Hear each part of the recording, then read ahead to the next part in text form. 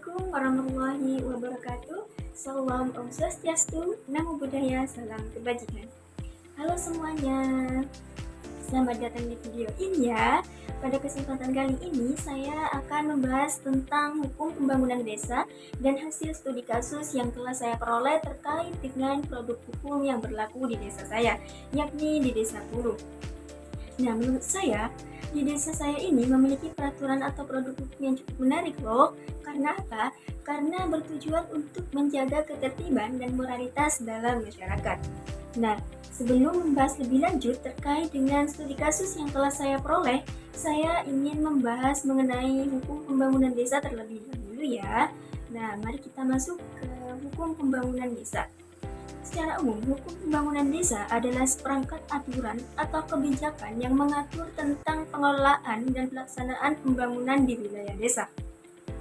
Hukum tersebut bertujuan untuk memberikan pedoman, kewenangan, serta tanggung jawab bagi pemerintah, desa, masyarakat, dan pihak terkait dalam mewujudkan pembangunan yang berkelanjutan.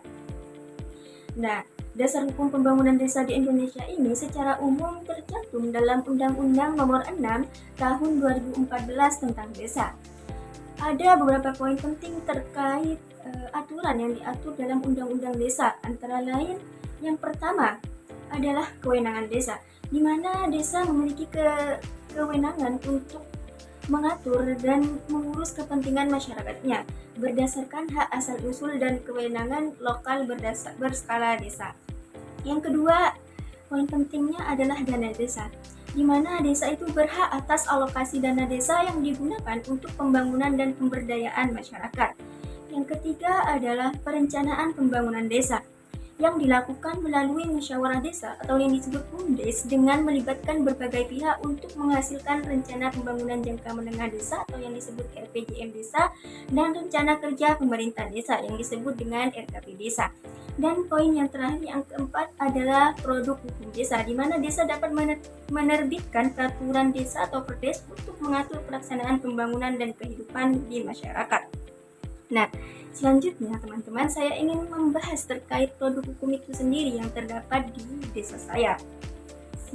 Selanjutnya. Nah, desa saya ini terletak di Jalan Sawo, Dusun Pulu Tuko, Desa Pulu, Kecamatan Soca, Kabupaten Bangkalan. Menurut saya, di desa saya ini memiliki produk hukum atau aturan yang tidak terlalu berbeda dengan desa-desa pada umumnya. Tetapi salah satu yang saya bahas ini adalah cukup menarik untuk saya bahas, karena bertujuan untuk menjaga ketertiban dan moralitas masyarakat, serta sikap saling menghormati antar masyarakat. Salah satu produk hukum yang ada di desa ini adalah aturan yang melarang semua masyarakat Pulu khususnya untuk tidak berada dalam satu ruangan atau rumah, apalagi seorang laki-laki dan perempuan yang bukan muhrim. Jikalau ditemukan nantinya seorang laki-laki dan perempuan bukan muhrimnya berduaan dalam satu ruangan, maka masyarakat itu akan langsung mendatangi rumah tersebut atau yang disebut dengan menggerebek, kemudian akan diseret langsung secara paksa ke balai desa dan dikenakan sanksi, yakni langsung dikawinkan pada saat itu juga oleh perangkat desa. Produk hukum atau aturan tersebut itu dibuat sebagai bentuk wujud kepedulian terhadap kebutuhan bersama demi menjaga ketertiban, moralitas, dan ketaatan bagi masyarakat, khususnya di Desa Pulu ini sendiri ya. Apalagi bagi anak remaja di masa sekarang, nilai-nilai terhadap moral, sosial, dan budaya sudah mulai luntur di benaknya. Maka produk hukum tersebutlah yang ingin ditekankan di Desa Pulu ini tentunya, agar nilai-nilai moral, sosial, dan budaya tersebut tetap dijunjung tinggi dan diperhatikan oleh masyarakat setempat. Bagaimanapun seorang yang berlawanan jenis dan bukan muhrim terus berada dalam satu ruangan tidak dibenarkan dalam agama, apalagi sampai larut malam ya teman-teman, karena dapat memicu sesuatu hal yang tidak diinginkan dan membuat masyarakat sekitar pastinya terganggu rasa keamanannya, serta dianggap telah melanggar norma agama dan ketertiban umum dalam masyarakat. Selain itu, latar belakang dibentuknya produk hukum ini adalah untuk mencegah adanya kehamilan di luar nikah yang berisiko besar terhadap nama baik desa, khususnya di Desa Pulu ini sendiri. Selanjutnya, ada pun tujuan dari adanya produk hukum sendiri di Desa Pulu. Yang pertama adalah untuk menjaga ketertiban umum pastinya. Dengan adanya produk hukum ini diharapkan dapat mencegah terjadinya aktivitas yang dapat mengganggu ketenangan, kenyamanan, dan ketertiban desa.